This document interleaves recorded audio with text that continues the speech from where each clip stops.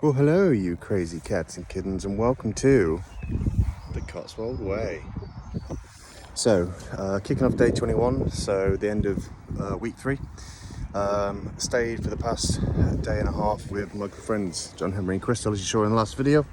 Thankfully, they lived just on the outskirts of Bath, so what I've done, I've cut through to join the Cotswold Way. Just start in Bath, but this way it cuts out about 2 or so miles, which is great. I'll show you the view as well. Beautiful. So excited to get on this path because in total it's about 102 miles, but I'm going to be coming off at Cleve Hill Friday because my sister and her partner are going to be in the area, so excited to see them. So things to say. So as I mentioned in my last video, covered 42 miles in over Friday and Saturday, which was tough, very tough. The last part of it, I was going through a public bridleway. I was going to follow it on, and there was a field of young calves. Now what I'm finding, that obviously you've seen me talk about my fear of cows after day one. Calves tend to be the worst. They'll sort of get right up to you. So as soon as I got to the gate, they were right in my face. So I had to jump through a barbed wire fence, go into a different paddock, and find my way over to the next field, which put on a bit of time. But I think from 2000 to 2020, there was something like 78 deaths through like cows and calves. So that's how you think about all the things on this trip. You know, coming across wildlife, bulls and that sort of thing. But gotta say, I've walked on roads. Cars have been fine. It's the cows that scare me the most, which is interesting, but I think it's a healthy thing to be aware of. So, with the Cotswold Way, there's not a lot of campsites, which means there might be a chance I'm wild camping tonight at some point.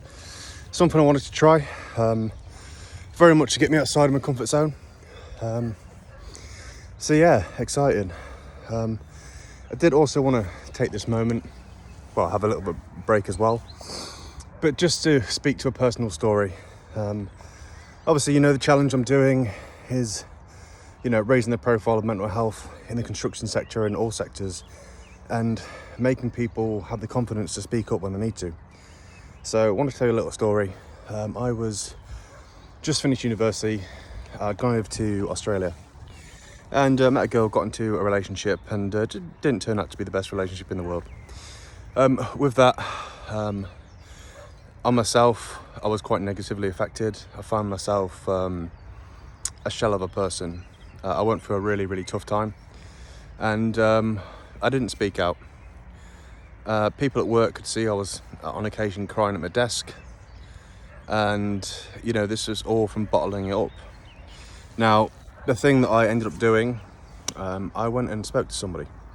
And what I'll say with this, coming from an old school Irish family, going to see a therapist I'm not saying it's unheard of, but it's always been something that's not really the norm, especially in my sort of family generations.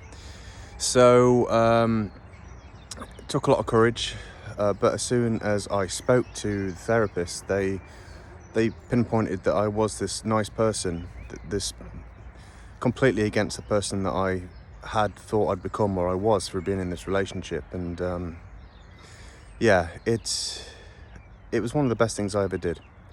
And the reason I'm sharing this personal story is for people out there who might be going through a similar bad thing. It might be a relationship, it might be a tough time at work. As soon as you speak to somebody, you know, completely neutral, and you let it out, you instantly feel better. And not only that, they're going to give you ways, mechanisms to, you know, deal with your feelings, catch your thoughts, you know, turn a negative into a positive. So what I'd say with that, if there is anyone out there who is going through a tough time, you know, maybe you're feeling bottled up, feel like a shell, you know, you feel like you can't say boo to a goose,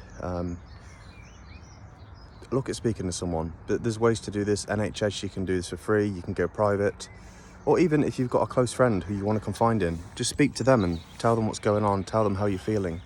I'm sure they'll tell you, like, what you're perceiving yourself as is different to how they see you, and that's something that's really helpful for me. Anyway, with that, guys, again, just wanted to share that story. Again, I'm doing this challenge for a reason. You know, revealing personal bits about myself is part and parcel, if it can potentially help someone. with that, guys, again, thank you for all your love and support. Thank you for your donations. Your support and your kind words are very much keeping me going. So excited to push on. But you guys have a great week. Peace and love.